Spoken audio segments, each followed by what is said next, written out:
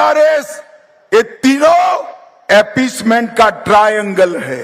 ये लोग रामनवमी का जुलूस नहीं निकलने देते हैं। ये लोग हैदराबाद विमोचन दिन नहीं मनाने देते हैं। ये लोग सीएए का विरोध करते हैं। ये लोग यहाँ पर सरिया के आधार पर, कुरान के आधार पर तेलंगाना चलाना चाहते हैं। ये लोग ट्रिपल तलाक को मोदी जी ने निकाला, उसको वापिस लाना चाहते हैं। और ये लोग राम मंदिर की प्राण प्रतिष्ठा का बहिष्कार करते हैं। भाइयों बहनों, मोदी जी ने टेक्सटाइल के लिए AHA न्यूज को लाइक करें, शेयर करें और सब्सक्राइब करना ना भूलें।